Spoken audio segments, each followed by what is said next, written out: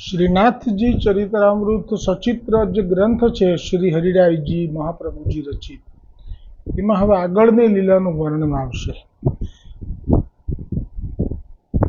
આજે જે વર્ણન આવશે એ ગુજરાતના અમદાવાદના નરોડા મહાપ્રભુજી વલ્ભાચાર્યજીના જે બેઠકજી છે ગોપાલદાસના, એ ગોપાલદાસના ચરિત્રનું વર્ણન શ્રીનાથજી ચરિત્રમાં હરિરાયજીએ રાખેલ છે.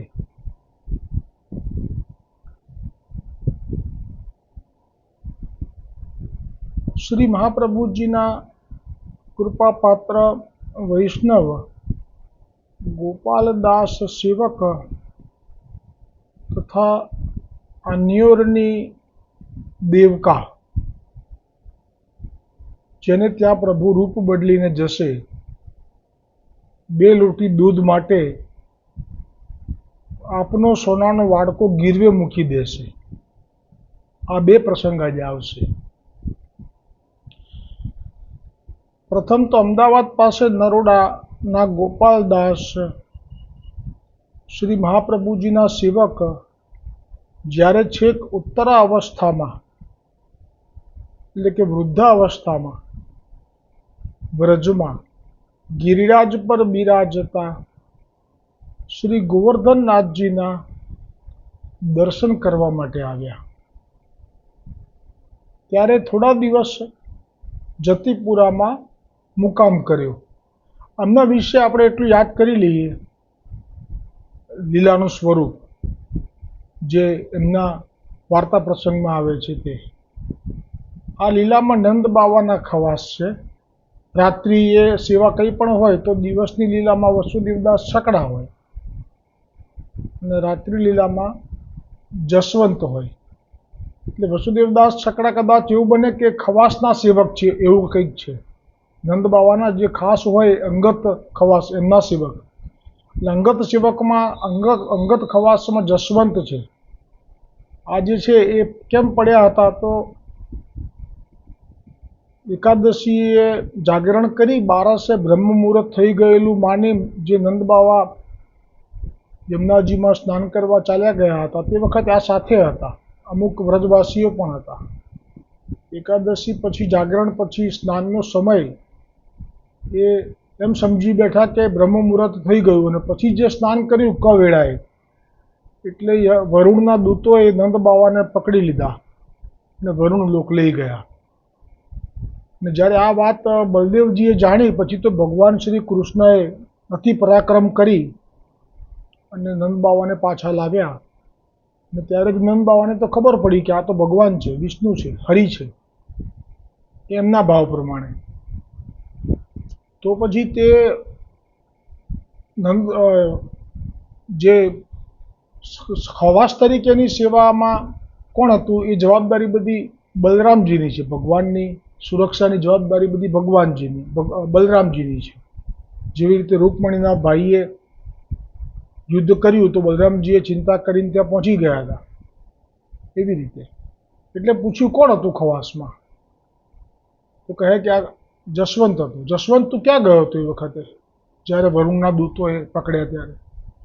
તો કહે છે કે હું સાથે નીકળ્યો ખરો રાત્રિએ, પણ પછી હું ચાલ્યો ગયો મારા અંગત કામથી. એટલે બલરામજીએ શ્રાપ આપ્યો, આવું ના કરાય.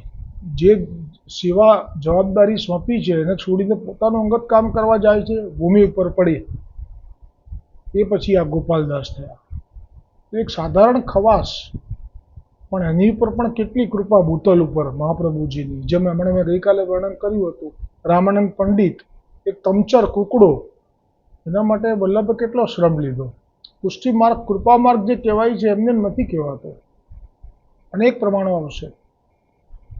તો સેવક થયા એ અગાઉ થયા શરૂઆતમાં. એ આખો પ્રસંગ બહુ સુંદર છે. એમાં તો એવા જે સંવાદ છે કે જે નાસ્તિક હતા ગોપાલદાસ, એટલે કે ભગવાનને ક્યાં કપડાની જરૂર છે, ભગવાનને ક્યાં કંઈ બોલવાની જરૂર છે, ભગવાનને ક્યાં, એમ કરીને નિર્ગુણ નિરાકારના શબ્દોથી જ્ઞાન હતું. એવી રીતે બધી વાતો મહાપ્રભુજી સાથે કરેલી એ આ ગોપાલદાસ.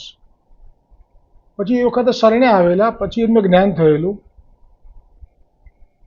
ને પછી હવે વૃદ્ધાવસ્થા આવી ત્યારે એમને તાપ થયો, કેમ કે હવે મહાપ્રભુજીએ કૃપા કરી એટલે એમને જે લીલામાં ભગવાન શ્રી કૃષ્ણના દર્શન થતા, ખવાસ હતા નંદ બાવાના, એટલે નંદ બાવાના પાસે હોય એટલે નંદ બાવા પાસે ઠાકુરજી દોડીને આવે, બાબા બાબા કરીને જે વાલ કરે, આ દર્શન જે થયેલા છે જસવંતને.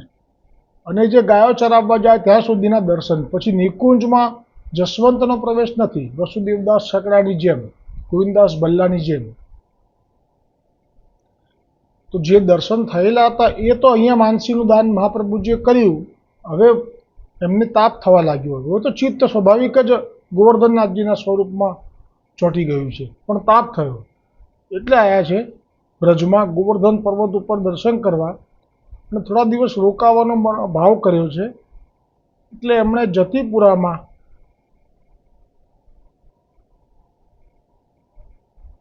મુકામ કર્યો. હવે એક વખત એક રાત્રિ અચાનક જ ગોપાલદાસને જવર એટલે કે તાવ ચડી આવ્યો. પડખું ફેરવવાની પણ શક્તિ નહીં. એટલે દેહનો જે ધર્મ છે એ તો બધાને લાગુ પડે છે. ભલે મહાપ્રભુજીના સેવક છે પણ વૃદ્ધાવસ્થા તો છે જ, અને એ જ વખતે પ્રારબ્ધવશ જે ભોગ લખ્યા હોય કર્મના એ પ્રમાણે ત્યાં જ તાવ ચડ્યો. અને તાવ ચડે ત્યારે આપણે સમજીએ છીએ કે આપણી શક્તિ ચાલી જાય છે, આપણે પડખું પણ ના ફેરવી શકીએ એવી સ્થિતિ ગોપાલદાસની થઈ ગઈ. ત્યારે જે ગળું સુકાયું તો પોતાની સાથે આવેલ સેવક ગોવિંદ, જે સાથે સેવક લાયા હતા અમદાવાદથી, કે જે આજે જળનો કૂંજો રાખવાનો ભૂલી ગયેલો, એટલે એને બૂમ પાડીને બોલાયો, ગોવિંદ, ઓ ભૈયા ગોવિંદ, જરા જળ પાજે તો. પાજે એટલે મને જળ પીવડાય તો, બહુ તરસ લાગી છે, ઊભા થવાતું નથી. હવે તો અવાજ પણ નીકળી શક્યો નહીં. પછી બીજી વખત તો બોલવું હતું, કારણ કે ગળું કંઠ જળ વગર સુકાવા લાગ્યું. અને તે જ વખતે બેશુદ્ધ થવાની તૈયારીમાં હતા કે એક સેવક ગોવિંદે તો ના સાંભળ્યું. એટલે પેલા સેવક જે સાથે આવ્યો હતો અમદાવાદથી એણે તો ન સાંભળ્યું, પણ છે કે ગોવર્ધન ઉપર પર્વત ઉપર શ્રીનાથજી પ્રભુથી રહેવાયું નહીં. તો આપની જારી લઈને આ જતીપુરાના ગોપાલદાસના મુકામે આવી ગયા. અને ગોપાલદાસ બેશુદ્ધ થાય એ પહેલા જ સ્વહસ્તે યમુનાજીનું જલ તેમના મુખમાં પધરાવ્યું. આ છે મહાપ્રભુજી અંગીકાર કરેલાનું ફળ.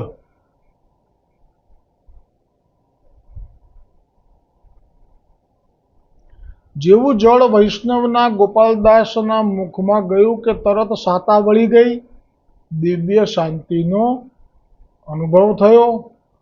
પ્રભુ પણ જારીજી ત્યાં જ રાખી પાછા આવી ગયા. બીજે દિવસે સવારે જારીજી ન મળતા દોડધામ મચી. આ જારીજી રાખવાનું કારણ એ આવશે હરિરાયજી કહેશે, પોતાના ભક્તનો યશ વધારવા.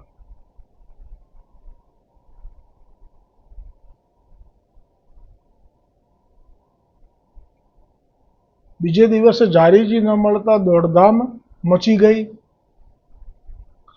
ત્યારે શ્રીનાથજી બાવાએ સામેથી જ રામદાસ મુખિયાજીને કહ્યું કે આચાર્યશ્રીના કૃપાપાત્ર સેવક ગોપાલદાસ અમારા દર્શને આવેલા છે અને થોડા દિવસથી જતીપુરામાં રોકાયા છે. એનો અર્થ એવો થયો કે જે વલ્લભીય સૃષ્ટિ છે, વૈષ્ણવો વલ્લભ કે વલ્લભ બાળકોથી અંગીકૃત થયેલા, એ જ્યારે નાથ દ્વારા જાય છે અને ત્યાં દર્શન કરીને જ્યાં રોકાય છે એ બધી જ ગોવર્ધનનાથજીને ખબર હોય છે. આ પ્રમાણ થઈ ગયું. એટલે ક્યારેય પણ નાથ દ્વારામાં પગ મૂકીએ પછી લૌકિક ચર્ચા, લૌકિક વાતો, ઘરની જોડે ફોન કરીને ઘરની ચિંતા, આ બધી જ નોંધ પછી ગોવર્ધનનાથજી લે છે. એટલે ત્યાં લૌકિકપણું નહીં દાખવવું, એ આનાથી પ્રમાણ મળ્યું. સામેથી કહ્યું કે અમારા આચાર્ય શ્રીના કૃપાપાત્ર સેવક ગોપાલદાસ અમારા દર્શને આવેલા છે અને થોડા દિવસથી જતીપુરામાં રોકાયા છે. વૃદ્ધાવસ્થાને કારણે એમનું સ્વાસ્થ્ય કથળેલું છે. ગઈ રાત્રે જવર ચડી જતા જળ શોધ્યું, પણ સેવક કુંજો મૂકવાનું ભૂલી ગયેલો. તે મને પોકાર કર્યો તે હું જારીજી લઈને ગયો અને જળ પીવડાવી જારીજી ત્યાં જ મૂકી છે. તમે ત્યાં જઈને લઈ આવો. તરત રામદાસ ગોપાલદાસના મુકામે આવ્યા.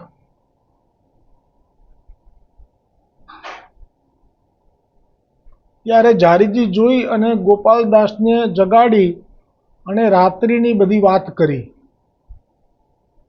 ત્યારે ગોપાલદાસ પ્રથમ તો પ્રભુની છેક ગોવર્ધન પર્વતથી ઉતરી અહીં સુધી પધારી આવી કૃપા સાંભળી ગદગદ કંઠે કશું બોલી ન શક્યા.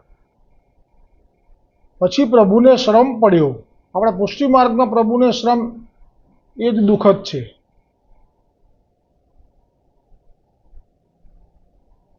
પછી પ્રભુને જે શ્રમ પડ્યો જાણ્યું એટલે પેલા ગોવિંદ સેવક ઉપર ખીજાયા અને કહે કે મારા પ્રભુને તારા કારણે આટલો શ્રમ વેઠવો પડ્યો કહીને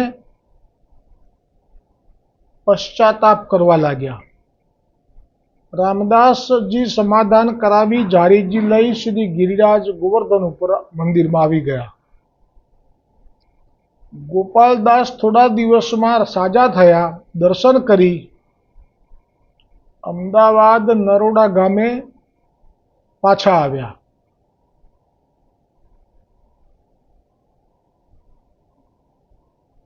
જીવ્યા ત્યાં સુધી અષ્ટપ્રહર વિરહમાં ડૂબેલા રહ્યા.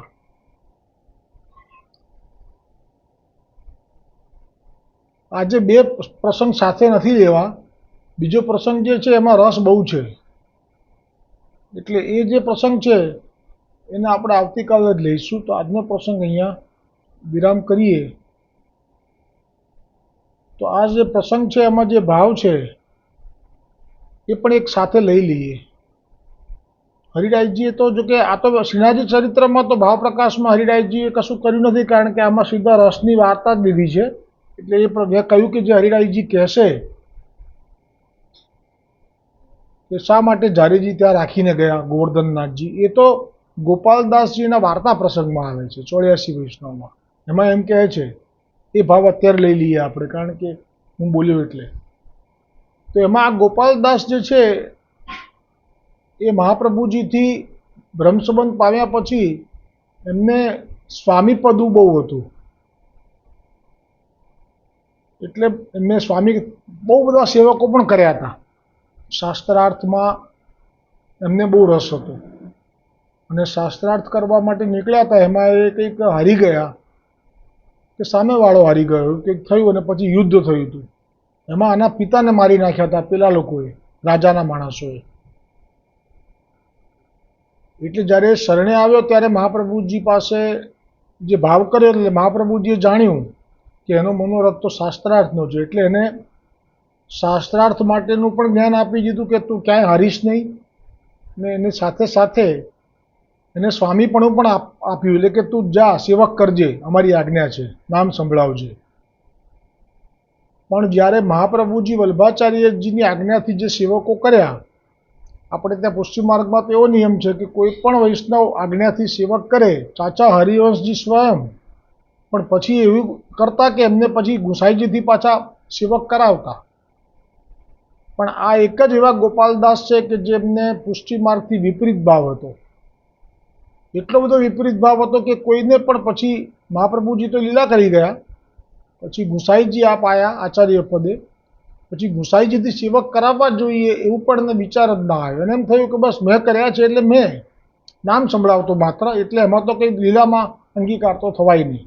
પણ મોક્ષનો અધિકાર આપી દીધેલો, જે આવે એને મોક્ષ આપી શકે. જેમ પેલા દહીંમાં પ્રભુદાસ મુખિયાએ એક જણને મોક્ષ આપ્યો દહીંના બદલામાં, એ ના છૂટકે. પણ અહીંયા તો ઘણા બધા. હવે થયું એવું, એક વખત ગુસાઈજી પધાર્યા.